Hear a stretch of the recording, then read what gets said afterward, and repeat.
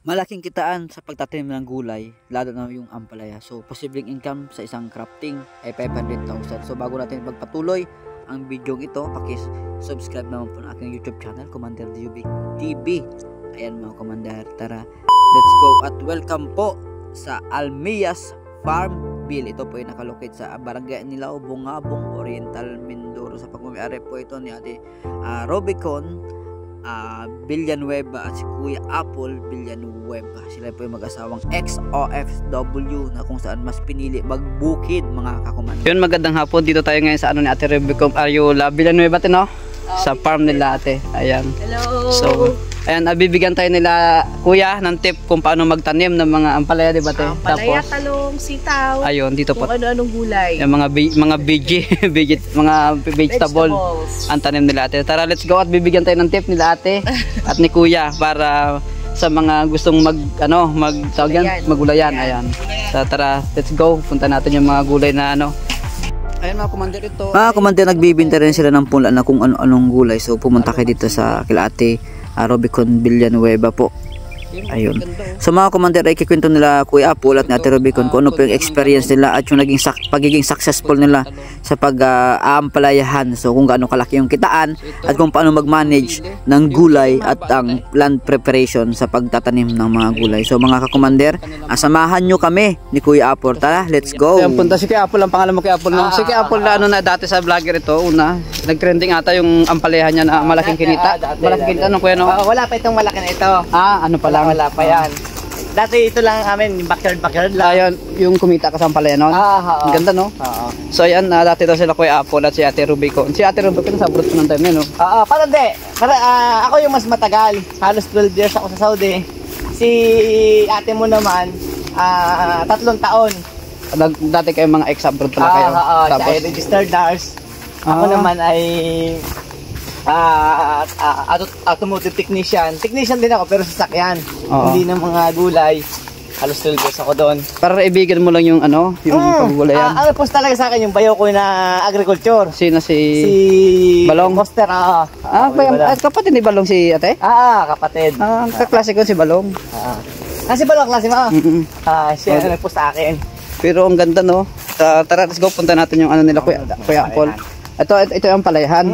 Ito bagong pundara namin, pakalawang tanim pa lang ito. Ito yung matagal na namin yan. So, lawak, no? Let's go. Tara, let's go, punta natin mga Commander. Farm. Okay. So, ang daming ampalaya. Napakarami. Napunti na siya. Napunti na yan. Kung bakit palabing 4 na harvest na namin. Uy! Palambing 4. So, natin itong mga dilaw. Kasi yan ay mga ang galing ko yan yung mga dilaw ito. So, ang galing, no? At yung mga pangpundayan, di ba? Pwede? Pwede rin pampula. Kaya lang, pagka magtatanim ka ng ampalaya talaga na sa una, yung hybrid na yung quality. Quality na talaga para Pwede naman siyang kunan ito. Kaya lang siyempre yung hinihingi natin na bunga dapat mas marami. Hindi kayang ibigay nung tinatawag na F2. Ang tawag nun kasi F2 na, galing na siya sa hybrid. From dito na F2 na siya. Yung una hybrid, F1 yung hybrid na yun. So ganun pala yun. So kuya, sa 14 harvest nyo, so nakakailang tons? Na kami? Siguro sa 14 harvest kami, nasa 5 ton na kami. 5 tonelada na. Sa 14 harvest? So, ang laki din pala. 5 tonelada mahigit na. Bali ilang puno lahat yung 5 tonelada na yon? 3,000 puno lahat. So, hindi siya na perfect namin kasi medyo hindi mo naman talaga ma-perfect. Ito ay namatayan siguro ako ng nasa 100 plus. Siguro mga 2,900 to. Pero marami pa rin? Marami pa rin siya. So ito ay naka-harvest kami ng isang harvestan dito sa isang linggo kasi 2 beses. So naka-harvest kami dito ng halos 2 tonelada. Isang pitasan lang 'yon. Sa isang pitasan? Sa isang pitasan. So yung 14 harvest na 'yon, bali pa unti-unti ang Kami ay yung siguro ay siyam na harvest 'yon nung kami ay naka 1 tonelada. Kulang 2 tonelada. Kaya ngayon medyo paunti na yung harvest natin. Nakikita mo yung bunga niya. Tsaka kailangan na rin ng patubig. Napapansin mo yung puno natin. Sobrang init kasi ngayon. Kaya bukas naka-schedule ito patubigan. Pero ito, bubunga pa siya? Oo, bubunga pa siya. Ito napapansin yung mga tuyo lang yung ilalim niyan. Pero yung taas nito, ikaw siguro yung makakasilip ng ibabaw nito kung kaya mong angkitin. Ang ibabaw at talbos nito napakaganda pa. So kasi ito, ayan, para kala nila kasi tuyo na. So ito yung unang mga dahon lang niya. Sa ilalim, pakakala natin pangit na. Pero sige, silipin mo yung yung ibabaw nito. Kaya naman siguro ng kaya. camera. Sige lang. Ang ibabaw niya sa yung talbos kasi sariwa pa yan. Kaya ito. Ay, yung drum na yun. Kaya na ito kuya ng ganito. Kaya, siya yan. Kita mo, verde pa. So, ang buhay kasi ng ampalaya natin, nasa talbos. Kumbaga, siya yung kumakalat, dumadami. Yan. Okay. Nakikita mo yan. So, may mga pasunod pa tayo. Kita mo naman. Meron pa? Yan. No. May mga bago pa, no? Pa. Yan. Kikita mo yan. Marami pa tayong pasunod. Importante din kasi itong palawitin para hindi siya magganto o deform. Para maging maging perfect yung shape niya. Marami pa tayo dito. Ganda kuya. So, malaki pa tayo nakasama. Sige, ito katulad nito, kailangan ni yan. Ito yung mga pasunod natin. So, 14 na harvest na namin siguro sa Friday. Sa Friday meron pa schedule ng lupit, no? Every 2 days, every 3 days, every week. Every 3 days. Pero ang galing, no? Kuya, lang ha, magkano ang puhunan doon sa 2,900? Okay. Sa 2,900, yun 3,000 talaga. So, ang puhunan doon, aabot ka ng siguro, kasi ito naman, kaya umabot kami ng ganong kalaki, niloaded namin ito ng organic. Ito. Yung plat na ito. So, mga ayo tawag yun, verticus ba tawag doon? Vermicas pala, sorry, vermicas. Chicken manure pati, sa Batangas kami umuorder, kaya medyo malaki-laki ang puhunan. Kumbaga, kaya sabi nga namin, sa land preparation, hindi kami nagtitipid. Lahat ng pwede naming ilagay na pampataba, nilalagay na namin. Hindi kasi kami nag-aabono ng commercial, like yung tinatawag ng mga complete, hindi. Talagang inano na namin. Organic talaga? Oo, organic na namin. Papansin mo, sir, at para makita nila, kahit bumiyak tayo dito ng plastic, wala ka makikita dito mga abono. Makita mo, chicken manure siya. Mga chicken manure ang nasa ilalim. Kaya ito, pag binaklas namin ulit ang plastic at bagong bukal namin, mataba pa siya. Okay. Hindi siya nawawala. Kumbaga may mga pagkain, nakita mo yung ugat niyan dito. So, yun lang. Kaya yung tanong mo sa akin, pwede ko naman sagutin. Sige. Sa 3,000 puno na ito, lahat-lahat, aabot ka ng 200 plus K. Malaki din pala. Lahat kasama na ito. Kasama na yan, kasama ang labor. Kasama ang labor. So, yung kilo ng ganto. Yung kilo ng ganto.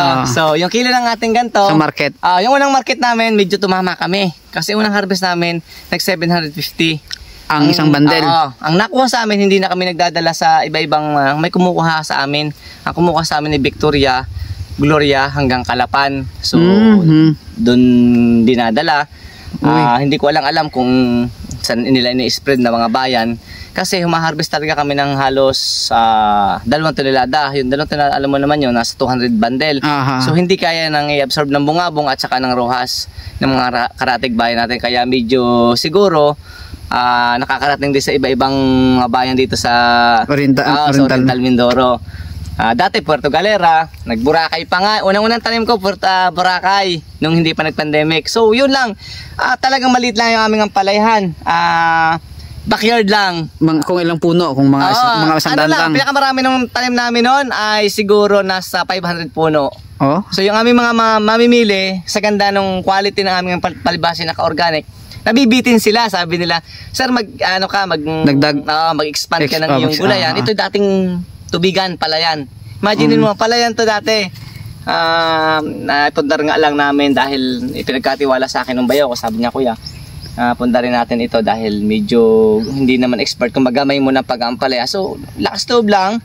Sa una, medyo, siyempre, hindi siya ganun hanggang sa, kumbaga na perfect na nga. Ayan, ito.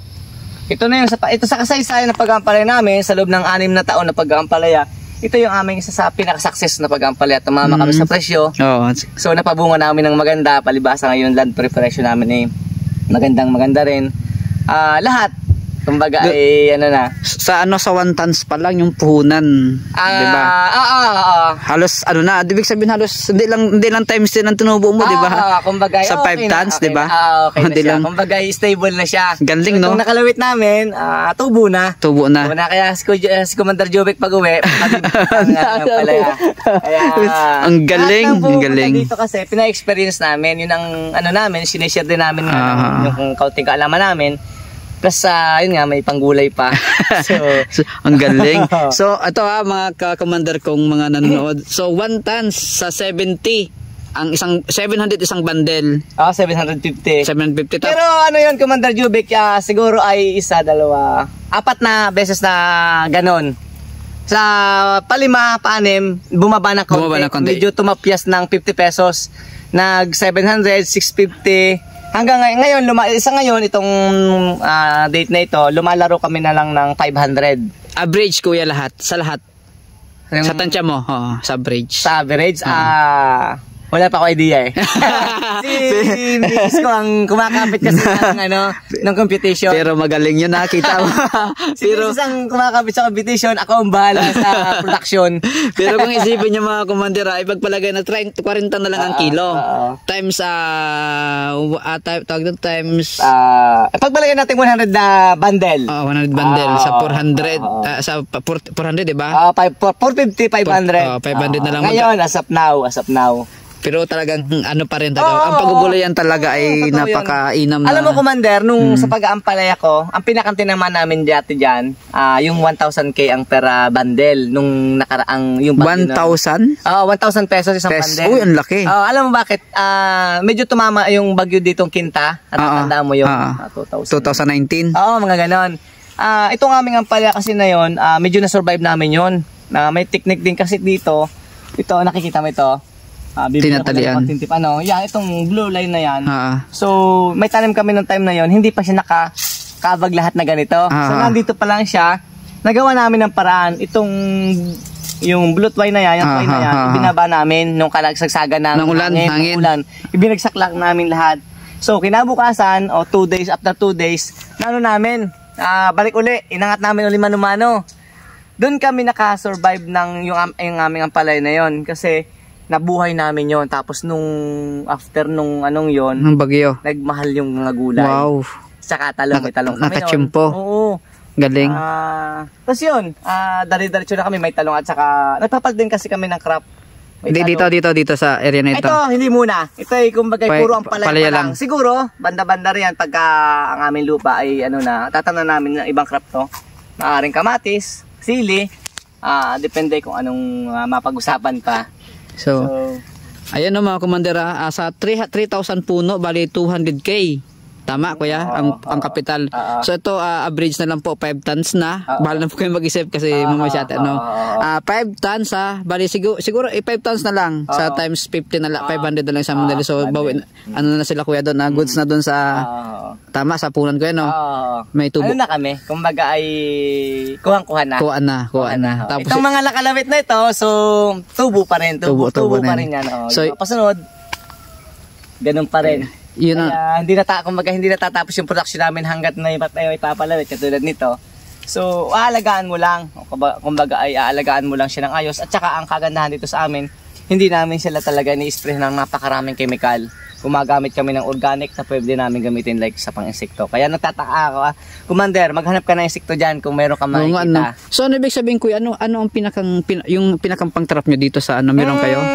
Mamaya, ipakikita ko sa iyo yung aming ginagamit na pantrap na hindi na dapat spray sa mga sampalaya.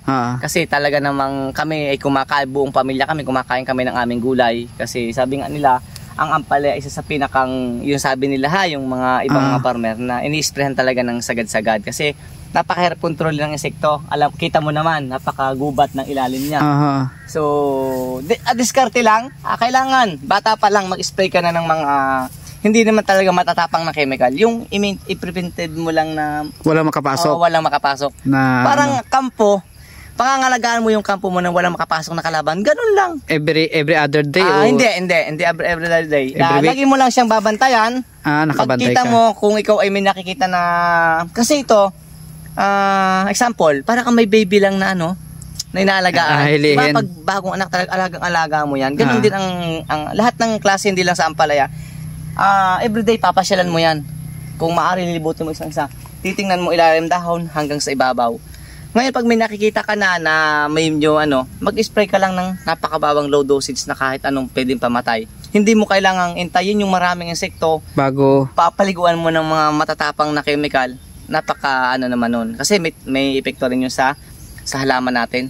Kung maaari talagang ano mo siya, kita mo naman, nakita mo yan. Oh. Hanggang ngayon, wala kang makikita na ganun lang kasimple ang kahit hindi pag-ampalaya. Kahit anong gulay. Diskarte lang. So ayan no, sa pag talaga ito ay parang organic siya. Organic nga talaga. Organic talaga Kaya, siya. Wala kaming ginagamit dito na yung sabuno na mga 14-14. Wala tayong ginagamit. Galing, ang galing. Ginagamit ko dito yung vermicast. Mamaya ipakita ko sa vermicast ko. Yung aking sikreto. Hindi ko sinasabi sikreto, i-share ko talaga para yung iba may matutunan. Hindi lang sa pag-ampalaya, pwede lang i-apply sa lahat ng klase ng gulay at saka sa pagtatanim. So tara tayo. Ibig sabihin kuya, ito talagang ano na ito, chicken manure tapos. Oo, chicken manure siya. Yak tayo. Yan. Galing, no? Chicken manure siya dyan. Nakikita mo yan, may mga bulok tayong ipa, may carbonizal tayo. So, yan oh. Mix na talaga sila. Galing. Kaya pala ano ng ganda ng ano. Kita mo yung ugat niya, dito lang siya. Kita mo ang puno ng ampalaya natin, napakalaki, napaka-healthy. Kumbaga sa tao, pagka ang iyong pagkain ay masustansya, yan ang ano. Kaya na nga, Commander, kung nakita mo ito nung kasagsagan, yung kami ay humarbest ng halos 2 tonelada. 2 tonelada. Matutuwa ka. Kaya nakita mo may mga deform na siya. Hindi kasi siya na pababa ng ayos. So, yan no, dami pa nakasampit. Kaya kailangan din lagi kang, ayun, dami natin pasunod pa. Dami nga oh. Mga ano pa yan oh. Oo, ito yung mga ano pa natin. Saka siguro, ang pinakamaganda kong pag-harvest sa pag-aampalaya ko, napapaabot ko ng 35 harvest. Uy, ang dami. Pag naka-organic ka talaga. Big sabihin ito kuya, from ilang buwan, di ba itatanim nyo? Ilang buwan bago siya mamatay ang ampalaya? Pinakamatagal na at pinakamaganda na yung 4 na buwan mula pagkakalipat dito sa Tapos since pagkatanim, bago mo harvestin, ilang buwan naman? Dapat harvest na tayo ng mga 40 days. Uy, ganun ka. Dapat na-harvest na tayong pa isang kilo. Ganun kabilis? Oo, ganun kabilis ang ampalaya. Wow. 40 days 40 days lang. 40 days kailangan tayo napitas ng isang kilo. Pag hindi natin napaharvest yun, so may mali. Kumbaga mali ang diskarte. Hindi naman, kumbaga parang pagpapalaki din nga ng bata, may yung late merong naging advance. Ganun lang, kailangan lang tatiming tayo. So ito, wala kaming timing dito sa pag-abono dahil naman kargado nga, sabi ko sa inyo, kargado ito ng organic. Wala, kumbaga hinahayaan lang namin siya. So ang babantayan mo lang yung mga kalaban sa mga dahon. So madali na yon. Madali na. So galing, ganda. Gala mo, ganun kalaki mga commander. Kita mo ito. 5 tons. Ito nga, medyo ano na siya. Ayan. Bukas, high schedule kami ng patubig yan. Nakita mo, dahil pa nakalimit. Oo nga, no? Oo, kita mo. Bukas ay 14 harvest na kami. Tita mo, may mga madilaw na siya. Ito, baka sabihin ng iba, ay may naninilaw na, may nanunusok. Ito, wala po itong uod sa loob. Kasi ibig sabihin, pag ito po ay may uod sa loob, may insekto na pumapasok na nanunusok, may itlog.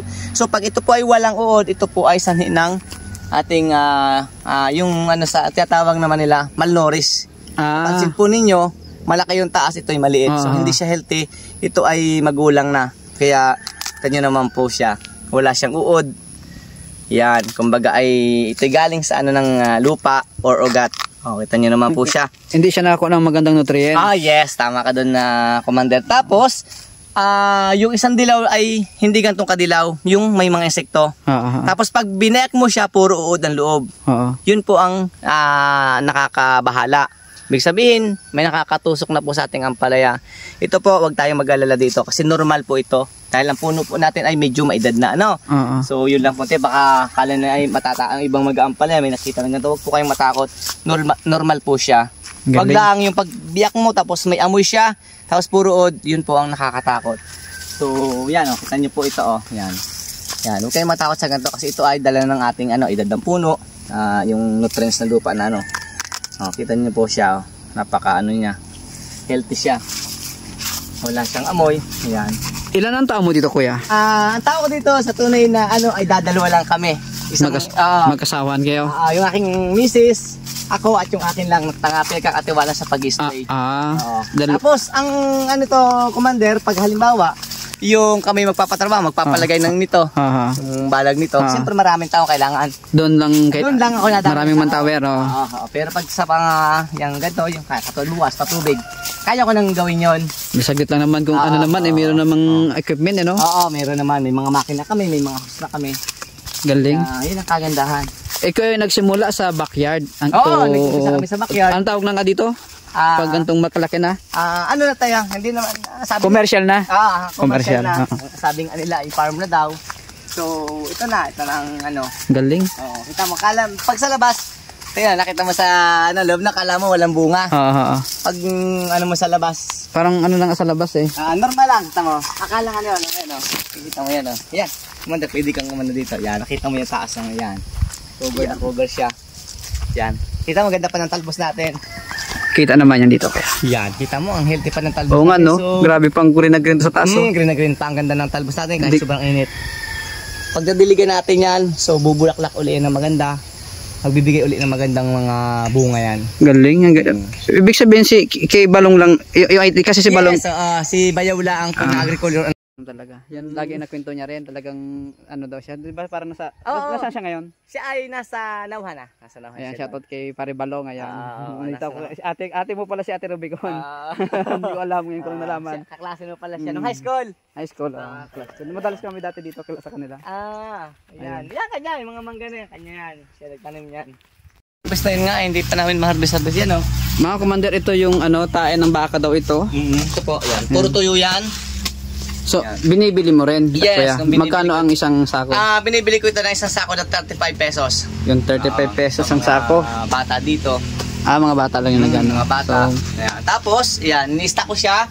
Then, pagka-harvest ko dito, ito, harvest na po siya. Pang-harvest na namin. So, nakikita nyo po, ito po yung ating tayo ng bulate. Tapos, ang ilalim po nito ay puro bulate. Yan, ang tawag sa bulate niya, kuya? Yan, Vermicus?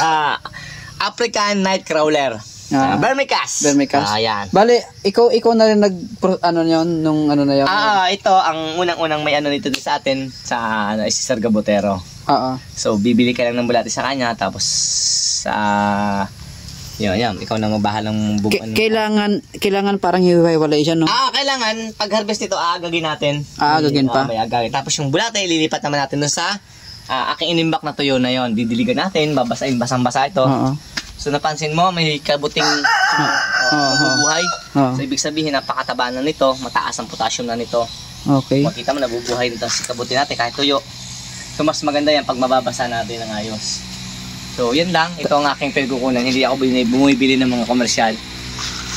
Yun, marami na rin ako harvest. Ang kagandahan nito, pag ako may sobra-sobra nakapagbenta pa tayo.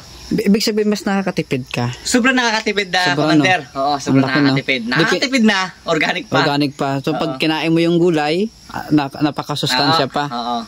Katulad ng ganyang ampalaya, talaga, parang gamot yan, ampalaya. Tama. Ibig sabihin, tatanungin kita, nakakain ka na ba ng ampalaya na galing sa aming farm? Hindi pa. Mamaya, sinisigurado. Tapos ngayon, comment mo lang kung anong lasa ng aming ampalaya. Sige, natin. Siyempre papabaunan kita. So ang galing ni Kuya Apple, si Ate Rubicon pala ay kapatid ng kaklase ko, si Balong. Tapos ating ex-abroad sila na si Ate Rubicon ay registered nurse. So yun, pinili na lang ang magbukid para lang masaya. Bukod sa masaya, kita mo naman yung kwintahan pa lang sa first 1 tons pa lang ng harvest nila. Yung punan ay almost makukuha na rin siguro sa first kung 200 tama ang 200 bundle yung unang halos 200 bundle halos 2 tonelada 2 tonelada. So anin nyo yun, kayo na magkwenta. Basta may pera na po yun, first harvest pa lang yun ay naka 14 harvest na sila.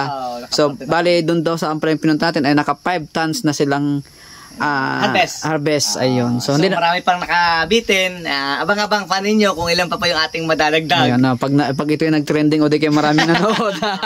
Kita mo ni Commander Jovic, ang atin po nga pala ay marami pang pasunod. Marami pang pasunod yan.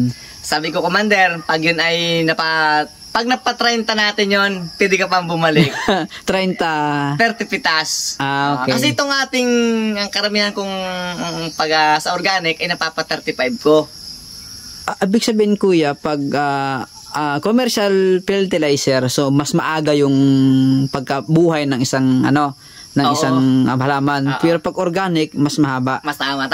Parang napakaganda ng iyong parang tao, saka sa lokoyan natin ngayon, ang pagkain napakasarap. Gawin, dyan na yung masasarap na nilalagay natin. Alam mo na yon. Mga, basta yung mga bitchin na masasarap. So, ibig sabihin, natatanda mo yung unang panahon na ginagamit lang ay Asin. Walang kung ano-ano. Kita mo yung matatanda noon, ang haba ng buhay. Ganon din ang ating halaman. Nakakuha ko na idea pag ano. Diba? Yun lang lagi ang iyong iisipin. Parang ganun ang ating halaman ikumpara natin sa tao. Kuya, may possible din kaya na kahit ito lang muna ang ilagay natin sa halaman natin. Mataas na rin yung kanyang ng content. Pwede. Ayan ay nasubukan ko na. Talagang ako ay umpisa ay hindi ako sa komersyal. Kasi nung ako'y wala pang bulate at wala pang gumagaya sa akin ng nagbe-verme dito. Kay Sir Gabotero ka rin kasi natutunan ito. Siya din kasi yung sa akin, ganito. Ngayon marami na. Dito sa atin. Ako lang yung kumukuha ng pupo ng baka na tuyo sa ilog. Hakot ko yun, ako ay kampante. So ngayon, marami nang nainggan yung vertical. So nakakatuwa naman dahil alam mo kung bakit kumikita sila sa pamamaraan ng pag-organic. May kumukuha rin sa kanila. Ibig sabihin, tumataas yung ating nag-organic, hindi ng komersyal. Yun ang aking gusto na dito. So kahit marami akong competition sa pagkuha na to, at least namumulat na ang ating mga tao ngayon sa paggamit ng organic. Yung sabi mo nga kanina, kahit hindi ka gumamit, hindi ka pwede. Nasubukan ko na yan dito sa aking backyard. Maganda rin. Ang ginagawa ko, napapansin mo yan kahit yan ay damuhan, ang gagawin mo lang dyan, maganda lang yung land prep, ito ibabagsak mo na sa iyong gustong gulayan. Tapos pag yung pina-rotovator, kasama na sa pag-mix ng lupa. Parang pinong-pino. Pinong-pino siya. Tapos saka mo ngayon, ikaw nang bahalang mag-plat kung anong gusto mong plat. Kaya ibig sabihin, naka-organic na yung iyong lupa. Yun lang. Tapos, dagdagan mo na lang kung anong gusto mo. Like, nung hindi pa kami kasi nakuha ng ipot ng pupo ng chicken manure sa Batangas, talagang ito. Kasi ito yung aking unang-unang naisip na nandyan lang sa paligid ko. Hindi mahal. Napakaganda. Hindi ko kailangan gumastos. Upa lang ako sa mga bata. Nakatulong pa ako sa mga bata, mga estudyante na kailangan ng pambaon. Kahit pambaon na meron sila. So, tuwa sila. So, yun. Hanggang sa yan, medyo lumawak na kaunti yung ating na-experience na maganda talaga ng organic. So, yun mga kakumander. Si Kuya Apple ay ulitin ko. Ayun, nakakuha tayo ng idea kay Kuya Apple na ang mga organic fertilizer pala ay nakapagpahaba ng buhay ng isang halaman. So, ayun. Ako kasi gusto ko rin magtanim, so ang gusto ko talaga yung commercial feeds, commercial na fertilizer, yung mga 14-14. So ito kasi ang dami nito sa amin, sa area ko. Ang dami nitong tae ng baka. Kung anong malapit sa iyo na hindi mo kailangan gumastos, alam ko may manukan ka. Tip ko lang sa iyo, Commander, may manukan ka. Yung pupo, yung magiging ipot ng manok mo, 'di ba? Nakikita mo medyo sariwa. Pwede kang gumawa ng isang imbakan noon. Maghukay ka lang ng isang imbakan na hindi siya nababasa or natutubigan ng imbak mo lang siya ng imbak. Kasi tapos imbak mo lang siya ng imbak. Pag gusto mong magtanim kahit sa backyard na nasa sako o sako-sako, pag tuyo na yon at napapansin mong wala ng amoy, pwede mo yung gawing organic. At napakaganda nun. Tuturuan kita kung paano nung pag-apply ng pag-spray na galing doon. Pwede gagawa tayo ng tea. Kung tatawag, may pamamaraan doon, huwag lang tayong magmamadali. Kasi ang iba kasi, pag sinabing magmamadali, pwede nito. Hindi, may proseso. Tuturuan kita noon. Banda-banda rin, nagsabi ka lang sa akin. Sige, sa sunod ang balik ko dito, Kuya Apple. Ituturo ko sa iyo. So, ayan. Si Kuya Apple nagbigay ng tip tungkol sa paggamit ng organic fertilizer na kung saan nagpapahaba ng buhay. Yung kanyang puhunan na puhunan niya sa pagtatanim ng ampalaya is 200K. Pero nasa 5 tons na po yung naani niya sa loob ng ilang buwan ko. Ano yun? Almost 2 months na. Almost 2 months. Pero marami pa siyang aanihin. Doon pa lang doon sa 14 harvest na yon. So may tinubo na sila, Kuya, doon. So ganun po kaganda ang paghahalaman at pagtatanim ng gulay dito sa ating probinsya. Ayun. So ulitin ko, si Kuya Apple, ex-abroad. Ang asawa niya ay registered nurse, tapos si Kuya Apple ay automotive. Graduate po ako ng automotive technician, yun po naging trabaho sa Saudi Arabia. So, hindi ko po inaakala na, kumbaga, hindi naman talaga ako nakapagawa ng sasakyan doon. Hindi ko po inakala, siguro mabait din ng Panginoon, na dito ako sa pagugulay. Dito niya ako naging, kumbaga, naging, hindi man magaling, kumbaga, na-improve ko yung sarili ko dito sa pagugulay. Kaya Paul, sa pagugulay mo, ano ang pagkakaiba ng trabaho sa abroad at yung pagtutok at paggulay na lang dito sa atin? Anong pagkaiba? Okay. Unang-una, so nasa ibang bansa ako, nasa Saudi Arabia ako. Pag umalis ako dito, ang inisip ko, kumita lang ng pera. So, talagang kakayod ka pag nasa ibang bansa ka. Wala kang gagawin doon, gigising ng maaga. Kailangan yung trabaho mo doon, ma-perfect mo. Kumbaga, ay hindi ka pwedeng magpabanjing-banjing doon kasi nasa ibang bansa tayo. Trabaho. Doon, ang trabaho ko naman doon, hindi naman masyadong mahirap. Kumbaga ay nasa, kasi ako nasa mga brand new sasakyan. Taga-check lang ako doon, hindi masyadong mainit. So, medyo hindi naman sasabing masarap. Tama lang. Kumbaga ay, pero aaminin ko sarili ko, hindi ako doon naging mas magaling. Pero yun ang tinapos ko po ha. Nung time kasi na yun, ako ay nag-automotive kasi yun ang uso. Nung panahon, nung time na. nyo. So, sige, automotive, 2 years. Kasi gusto ko nakasang magtrabaho. Pag nakapatrabaho, si automotive kasi siya yung pinakamabilis na kurso noon na pwede nakahangop sa akin. So sabi ko ito na, kahit hindi ko siya gusto. Talagang may natutunan din naman ako sa pag-automotive, nakagraduate ako. Ayos din, kumbaga yun din kasi ang paraan kung bakit ako nakapag-ibang bansa, kumbaga nakakuha ko ng puhunan doon. Sabi ko sa sarili ko, hindi ako uuwi ng Pilipinas nang hindi ako nakakapagpundar kahit tubigan lang kasi ang pangarap ko noon palayan. Sabi ko, hindi ako titigil hangga't wala akong palayan. So, itong aking paggugulay, wala sa isip mo. Wala sa plano, wala sa isip ko talaga, Commander. Palayan ang gusto ko kasi yan yung may mga palayan nga sila misis ko noon. So, hindi ko akalain na sa paggugulay pala, dahil kay Bayaw, sabi niya sa akin ng una, sabi niya, Kuya, magulayan ka para ka nasa abroad din. Kasi sanay siya.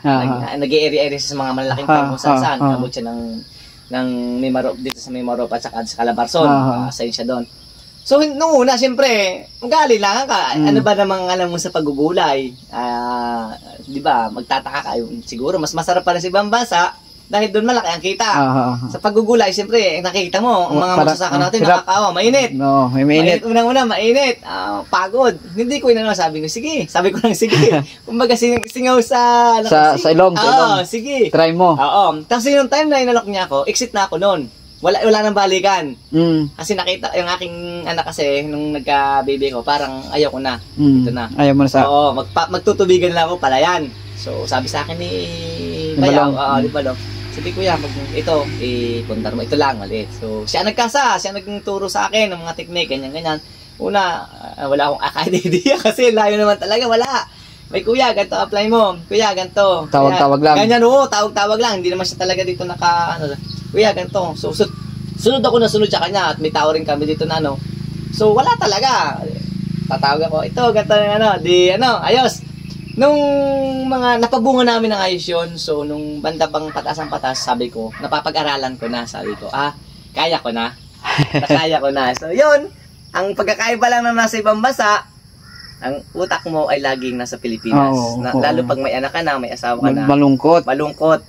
So ngayon, nang ako ay yung napasaksis namin itong aming gulayan, talagang masarap na kasama ang pamilya, kahit hindi ganun kalaki yung iyong kinikita na pag ikumpara mo sa ibang masarap, masaya ako, hindi ako nagsisisi na ako ay tumigil agad. Sabi nga nila, napakabata mo pa, bakit dito sa nagpahinga ka na. So, ang iba kasi, naglulupa na kaagad. Ang iba kasi, ang mindset nila, siyempre habang kaya.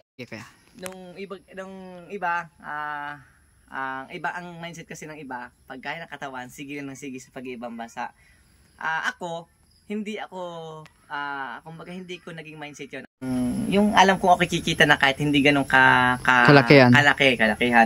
Sabi ko, dito na ako. Masaya na ako. Kitang kasama ko yung aking pamilya. Pagka gusto kong mamahinga sa trabaho, makakapahinga ako dahil siyempre sarili. Pagka gusto kong matulog, makakatulog ako ng konti. Yun. Pag ako'y nagugulayan kasi dito lang ako. Focus. Tagang tutok. So, yun po yung pagkaiba lang nasa abroad. Sakitaan Kuya, ano ang sakitaan? Sige. Sa tingin mo, sa iyo experience mo, kumita ka na rin ba ng sobrang laki sa paggugulay? Sige. Dahil nandiyan na tayo, alam mo yung aking bahay, yung ako'y sige. Yung aking bahay, napatayo ko yan ng halos 10 years ako nasa ibang bansa. 10 years kasi halos 12 years ako bago naman. Napaumpisa ko yun, siguro 10 years ako nakapag-ipon. So, ano lang siya, bahay, may bubong, walang pintura, may bintana. In short, di pa kumpleto. Kumbaga hindi siya kumpleto. So, napatayo ko yun nung halos 12 years ako. Nag-exit na ako nung pa 12 years na ako. So, yung bahay ko, nakagayan lang, nakatingga. So, walang pintura, hindi siya kumpleto. Nagulayan ako.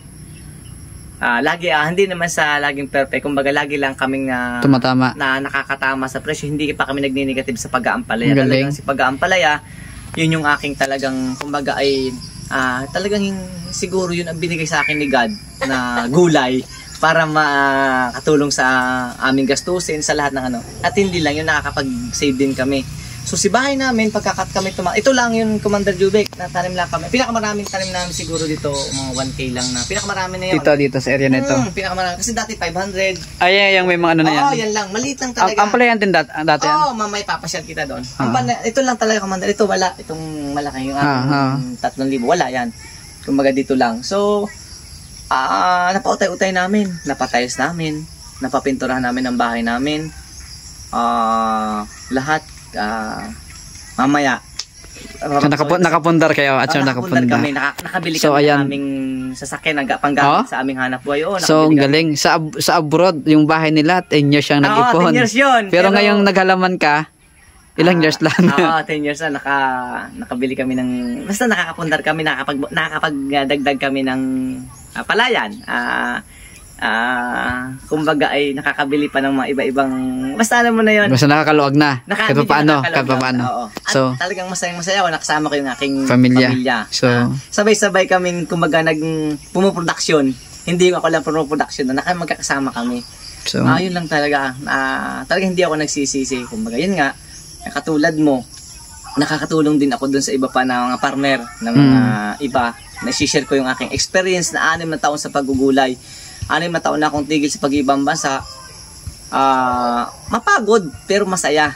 Pero yung 6 years kita mo naman nakapundar ng ng ampalayan. Sa 500 lang ngayon nasa 3,000 na, di ba?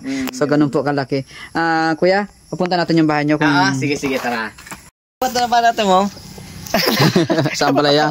So yan, ito na pundar nila. Yan. Sa ampalaya. Itong sakyan. Ito sasakyan kay Mrs. Kuya dati. Saan yung pag-ano yan? Sa abroad na yan. Sa ano niya ng yan. Kasi hindi rin lang naman ito. Nakatulong din sa amin itong sideline ko, yung sa punla na yan. Dito tayo. Nagbibinta ka rin ng punla? May punla din kami. Ito yung napundar niya sa Dirty Kitchen sa pag-ampalayahan, ha? Ayan, ito. Tatay mo na to. Itong aming ito. Yung nasa abroad ka, hindi tapos? Hindi tapos. Pakikita ko sa yung aking mga picture nung mga... Sige. Punan natin. Gusto mo pumasya sa loob? Tara. Ayan. Ayan o. Ayan. Ayan pa. Napatayos namin. Pasok ka. Ikaw lang yung vlogger na nakapasok namin ba? Salamat. Ayan. Ito mo. Ayan, napakaganda. Paggugulay. Ito. Ayan o. Galang mo sa abroad. 10 years ni Kuya Apple itong pinag-ipunan pero hindi siya tapos pero nagulayan siya kung napapansin nyo halos complete na ay kompleto na nga napaganda na talagang namin niya sa paggugulay gulay lang po medyo makalat nga so, okay lang maganda naman sa edit yan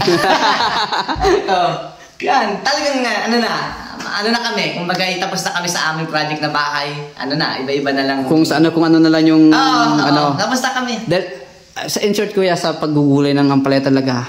Talagang sa ampalaya lang kami. At yun nga, yung unang sa akin, tinawag niya akong ampalaya man. So, tumigil lang silang mag-vlog siguro ngayon dahil siguro busy. So, yung hindi pa uso kasi nung reels. Mga vlog pa lang noon. Pero taga Mindoro din siya. Napanood ko yun eh. Taga Mindoro din siya. Ayan, may 2 kwarto. Pero at least wala itong Galing. Kami 2 ni Mrs. na nag-aagad natin ng luwagin. Yan. So ito mga Commander pagmalaki ni Kuya Apple at ni Ate Rubicon na katas ng ampalaya itong bahay nila. Ayan, so ang sabi nga nila wala na silang mahiling kundi yung halimbawa pag kumita ulit siguro sila baka paano na lang. Banda-banda yan. Banda-banda na lang. Ayan. Yun po yung kagandahan sa paghahalaman, paggululayan dito sa ating probinsya.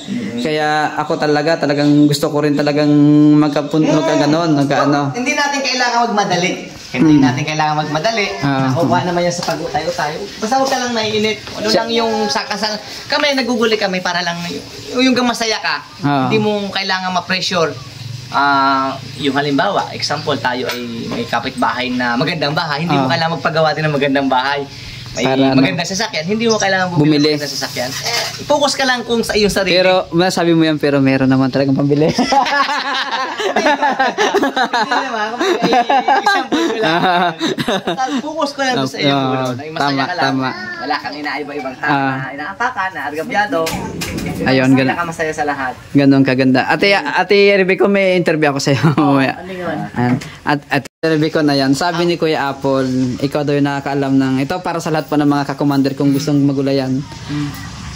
Ibali yung ampalaya yung pinunta namin kanina. Yung malawak-lawak. Opo, 14 harvest na daw. So, Magpo-14 pa lang. Magpo-14 pa lang. Kasi big 13. So, ang puhunan daw nila ay nasa 200K. Pag sa unang, ano lang yon, sa unang taniman lang yon. Sa una lang yon. Pero sa pangalawa, kagaya niyan, pangalawa na yan, nasa 60 lang yan kasi pangalawang medyo less na ang gastos. Less kasi may dati na siyang flat, may dati na siyang mga nylon-nylon. Yan, parang 60 lang yan. Ibig sabihin ay yung 200K tapos ang ano nyo ay 5 tons. Nasa 5 tonelada na kami. So, ito ano mo lang, magkano ang kinita mo doon sa 5 tons? Doon? Parang nabenta namin doon siguro mga 350. Wow! Yun, 350 yung 5 tons. So, yung umano kami sa timing kami sa magandang presyo. Tapos yan yung time na yan yung pinakamarami naming pitas. Ngayon lang kami nakaranas nung yung isang pitas lang ay nakaka 100 plus bundles na sunod-sunod na halos 4 na beses na sunod-sunod na ganun. 100 plus bundles. Wow! Pero hindi po laging ganun. Meron pong time na kaunti yung harvest, may time na mababa yung presyo. Pero yung lagi po namin sinasabi, mapamura o mapamahal ang gulay, dapat po tuloy-tuloy tayo sa pagtatanim. Para tuloy-tuloy din yung ating income, maliit man, pero malaking bagay sa ating magsasaka. Ayun.